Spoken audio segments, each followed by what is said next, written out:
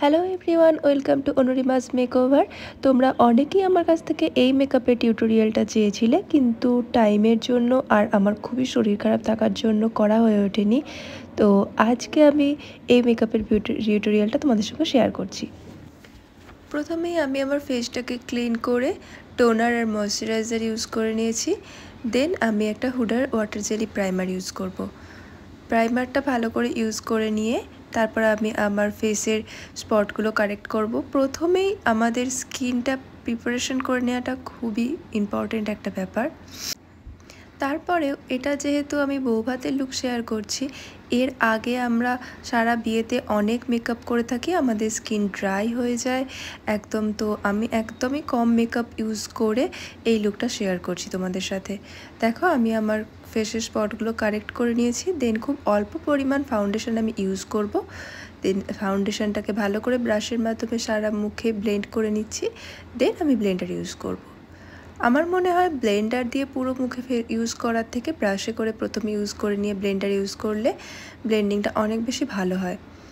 যদিও এটা অনেকের অনেক রকমভাবে করে থাকে, তো আমার এই প্রসেসটা ভালো লাগে।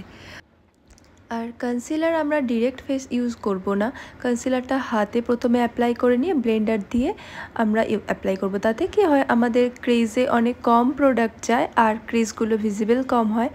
তো এর জন্য এই টেকনিকটা ফলো করা, তোমরা এটা করে দেখতে পারো। আশা করি অনেক বেশি হেল্পফুল হবে তোমাদের জন্য। আর পাউডারটার সেম, পাউডারটা তো তোমরা আগেই জানো, আমি অনেকবার ভিডিওতে বলেছি। হাতে প্রথমে অ্যাপ্লাই করে নিয়ে দেন ফেসে অ্যাপ্লাই। এই লুকটার জন্য তোমরা আমাকে অনেক ভালোবাসা দিয়েছো, তার জন্য সকলকে অনেক ধন্যবাদ।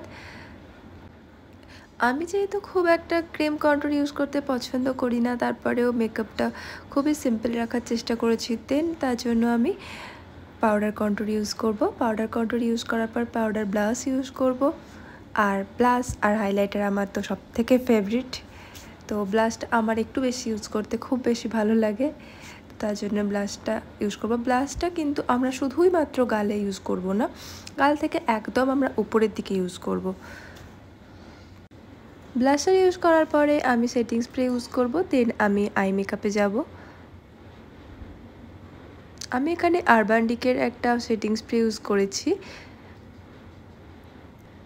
সেই সময় তো আমি ফেসিয়াল হেয়ার রিমুভ করতে গিয়ে আমার আইব্রো উড়িয়ে ফেলেছিলাম, তোমরা জানো। তো তার জন্য আমি একটুখানি আইব্রোটাকে ঠিকঠাক করে নিয়ে একদমই একটা কালার দিয়েছি, পিঙ্ক। তো তার নিচে কাজল ইউজ করছি, আজকে লাইনার ইউজ করব না। কাজলটা যাতে স্মাজ হয়ে নিচের দিকে না ছড়িয়ে যায়, স্প্রেড হয়ে যায়, তো তার জন্য আমরা ভালো করে পাউডার ইউজ করে নেব, পাউডার আইশ্যাডো, তাতে আমাদের কাজলটা একদম অ্যাজ ইট ইজ থাকবে। তো দেখতেই পাচ্ছ আমি তোমাদের একদম হাত দিয়ে চিপে চিপে দেখাচ্ছি, মেকআপটা একদমই উঠছে না। তো এইভাবে মেকআপ যদি তোমরা করো তাহলে তোমাদেরও মেকআপ অ্যাজ ইট ইজ থাকবে। তোমরা যতই ঘামো যাই করো, তো কোনো মেকআপের সমস্যা হবে না। তো প্রথমে স্কিন প্রিপারেশনটা আমাদের করে নেওয়াটা খুবই ইম্পর্টেন্ট ঠিক করে। দেন আমি হাইলাইটার ইউজ করছি। হাইলাইটার ইউজ করার আগে একবার ডাস্ট অফ করে নেবে, তাতে ওর পার্টিকেলসগুলো ঠিক থাকে। আর নোজে কিন্তু একদম এইভাবে ডিরেক্ট ইউজ করবে না। দেখো আমি প্রথমে নোজ টিপস ইউজ করছি, দেন দুটো আয়ের মাঝখানে, দেন হাতের মধ্যে যেটুকু থাকবে সেটুকু পুরো নাকে ইউজ করে নিলাম। দেন আমি ম্যাকের সেটিং স্প্রে ইউজ করে নিয়েছি। আর এই হলো আমার ফুল লুক।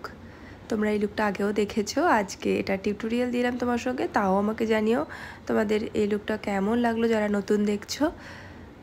তাহলে আমি অনেক বেশি ইন্সপায়ার হব আর তোমাদের সঙ্গে আরও নতুন নতুন লুক শেয়ার করতে থাকবো। তো আজকের ব্লগটা এখানেই শেষ করলাম। ভালো থাকবেন সকলে, টাটা।